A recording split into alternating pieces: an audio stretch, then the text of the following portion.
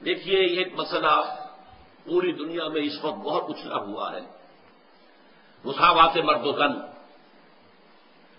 اور شریعت اسلامی کو اس اعتبار سے بدنام کیا جاتا ہے کہ یہ در حقیقت میل ڈومینیٹڈ تہذیب ہے اور شریعت ہے اور قانون ہے۔ عورتیں اس میں ڈپریسڈ ہیں، ان کے کوئی حقوق نہیں ہے، ان کی کوئی حیثیت نہیں۔ یہ مسئلہ جو ہے بعض پہلوؤں سے اس آیت کے ٹکڑے کے اندر حل ہوتا ہے۔ قرآن اور اسلام بھی ایک اعتبار سے مرد و زن کی مساوات کے قائل ہیں، مرد اور عورت برابر۔ نمبر ایک، شرف انسانیت میں برابر ہے، وہ بھی انسان یہ بھی انسان، ایز ہیومن بینگس جو بھی انسانیت کا شرف ہے وہ شیئر اٹ۔ مرد بھی انسان ہے، ہیومن بینگ ہے، ہومو سیپینس ہے، عورت بھی انسان ہے، ہیومن بینگ ہے، ہومو سیپینس ہے۔ نمبر دو، مورل لیول، اخلاقی اعتبار سے کوئی فرق نہیں مرد میں اور عورت میں۔ نیکی کی بلندیوں تک مرد بھی جا سکتے ہیں، نیکی کی بلندیوں تک عورتیں بھی جا سکتی ہیں۔ مردوں کے لیے جو ان کی اپنی کمائی ہوگی نیکی کی، صرف اسی سے اجر و ثواب ملے گا۔ عورتوں کے لیے صرف انہی کی جو اپنی کمائی ہوگی نیکی کی، اس میں سے حساب ملے گا، اس میں سے جزا ملے گی۔ نہ مرد کی نیکی عورت کو فائدہ دے گی، نہ عورت کی نیکی مرد کو فائدہ دے گی۔ یہ دوسری بات ہے، ایک دوسرے کے لیے دعا کی جائے، شفاعت جسے ہم کہتے ہیں، وہ دوسری بات ہے۔ لیکن اصل کیا ہے؟ لیس للانسان الا ما سعی، کسی انسان کے لیے نہیں ہے مگر صرف وہ شے جس کے لیے اس نے محنت کی ہے، جس کے لیے اس نے قربانی دی ہے، جس کے لیے اس نے مشقت کی ہے، سعی کی ہے۔ اس میدان میں بھی عورت اور مرد میں کوئی فرق نہیں، both are absolutely equal, absolutely equal, absolutely equal۔ Number 3، روحانی ترقی، اس میں بھی کوئی فرق نہیں۔ مرد بھی صرف صدیقیت تک پہنچ سکتے ہیں اپنے اکتساب سے، نبوت اللہ کی طرف سے ملتی ہے، خود انسان حاصل نہیں کر سکتا۔ اس کو ہم کہتے ہیں نبوت وہبی ہے، اکتسابی نہیں ہے، اور بلکہ ہے نہیں کہنا چاہیے تھی، اب تو ختم ہوئی۔ نبوت کا دروازہ جو ہے 1400 برس پہلے بند ہو چکا ہے، خاتم النبیین ہے محمد الرسول اللہ صلی اللہ علیہ وسلم۔ لہذا نبوت وہبی تھی، اکتسابی نہیں تھی۔ اکتسابی مرحلہ سب سے اونچا درجہ صدیقین، اس میں مرد اور عورت بالکل برابر۔ حضرت مریم کو قرآن نے کہا امہ صدیقہ، حضرت مسیح کی والدہ حضرت مریم صدیقہ تھی۔ ہمارے ہاں یہ لفظ ایک تو خدیجہ الکبریٰ رضی اللہ تعالیٰ عنہ کے لیے ہونا چاہیے، اگرچہ عام طور پر ہمارے ہاں اس کا استعمال ہوتا نہیں۔ خدیجہ الکبریٰ، کبریٰ کس اعتبار سے کہا گیا ہے؟ الصدیقۃ الکبریٰ، سب سے بڑی صدیقہ جو ہے امت محمد صلی اللہ علیہ وسلم، وہ حضرت خدیجہ الکبریٰ ہے رضی اللہ تعالیٰ۔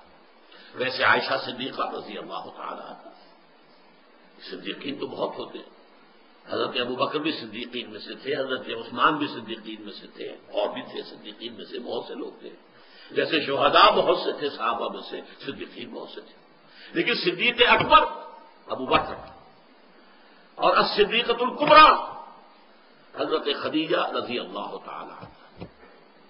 تو یہ 3 لیولز ایسے ہیں جن کے اوپر سمجھ لیجئے کہ مرد اور عورت کے درمیان کوئی فرق نہیں، بالکل برابری ہے، ایبسولوٹ ایکویلٹی۔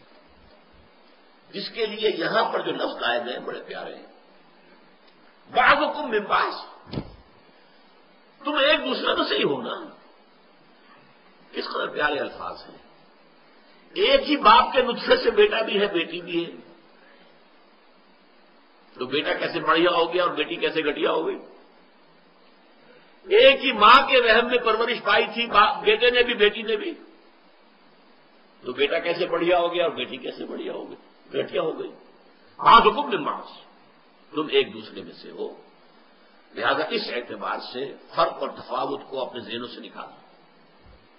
البتہ معاشرے کی تنظیم کے اعتبار سے مرد اور عورت میں فرق ہے. معاشرے میں انسٹیٹیوشن آف فیملی کو مضبوط کرنے کے لیے ایک انسٹیٹیوشن ہے، and this is the basic unit of the society. ہمارا معاشرہ کیا ہے؟ خاندانوں کے جمع ہونے سے معاشرہ وجود میں آتا ہے. پاکستان کی آبادی اگر 14 کروڑ ہے اور ایک خاندان کو آپ ایوریج 7 آدمی اگر دیں تو 2 کروڑ خاندانوں پر مشتمل ہے پاکستان کا معاشرہ. جیسے کوئی فصیل 2 کروڑ اینٹیں لگی ہوئی، ہر اینٹ مضبوط ہوگی تو فصیل مضبوط ہوگی. لہذا اس خاندانی ادارے کو مضبوط کرنے کے لیے یہ لازم ہے کہ ہیڈ آف دی انسٹیٹیوشن جو ہے وہ کوئی ایک ہوگا، 2 تو نہیں ہو سکتے. یہ عقلی بات ہے. کسی ادارے کے 2 سربراہ نہیں، کسی کالج کے 2 پرنسپل ہو سکتے. پرنسپل ایک ہوگا، وائس پرنسپل آپ رکھ لیجیے. مینیجنگ ڈائریکٹر کسی فرم کا ایک ہوگا، 2 نہیں ہو سکتے. ڈائریکٹر 10 رکھے، 20 رکھے، 50 رکھے، رکھتے جائیے، کوئی پرواہ نہیں. مینیجنگ ڈائریکٹر ایک ہوگا. تو کوئی ادارہ، any institution, you have to have one on the top at the head. اوپر آپ کو ایک چاہیے. اب ظاہر بات ہے کہ اس میں غور طلب بات ہے کہ وہ مرد ہونا چاہیے یا عورت. اس کو آپ فزیولوجی، سائیکالوجی، ہر چیز کے حوالے سے طے کر لیں. سب جانتے ہیں ایوریج سائز مرد کا زیادہ ہے، عورت کا کم ہے. جسمانی پیار سے دماغ کا وزن ایوریج مرد کا زیادہ ہے، عورت کا کم ہے. مرد میں فعالیت ہے، عورت میں انفعالیت ہے. یہ نفسیاتی طور پر بات ہے. اس تمام حوالوں سے انسٹیٹیوشن کا ہیڈ جو ہے، ہیڈ آف دی فیملی وہ مرد ہوگا. بس یہ فرق ہے. اس کے اعتبار سے شریعت کے قوانین میں فرق ہے. مرد طلاق دے سکتا ہے، عورت نہیں دے سکتی. عورت طلاق حاصل کرے گی، کسی کو درمیان میں ڈالے گی، بڑے بوڑھوں کو ڈالے گی، رشتہ داروں کو ڈالے گی، پنچوں کو ڈالے گی، عدالت میں جائے گی. وہ خود طلاق نہیں دے سکتی، مرد طلاق دے سکتا.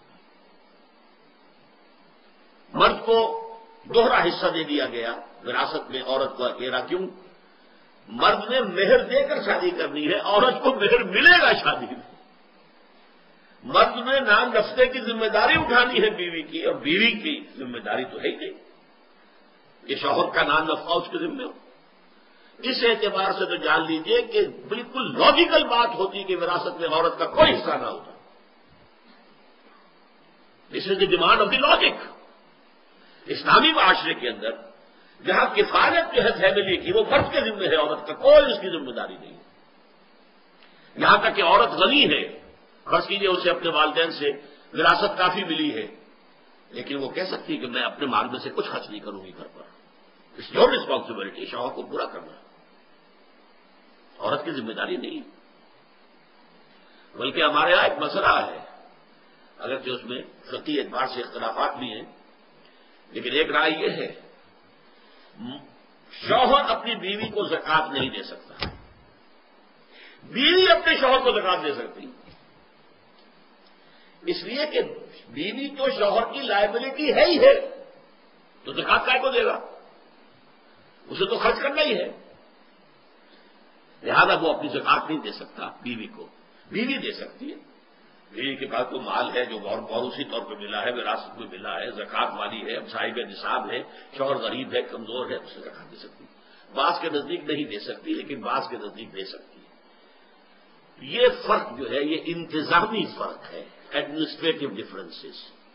کاش کہ یہ بات جو ہے ہم پر واضح ہو اور ہم پورے انشراح صدر کے ساتھ دنیا میں کھڑے ہو کر یہ بات کہہ سکیں. آج جو رو چل رہی ہے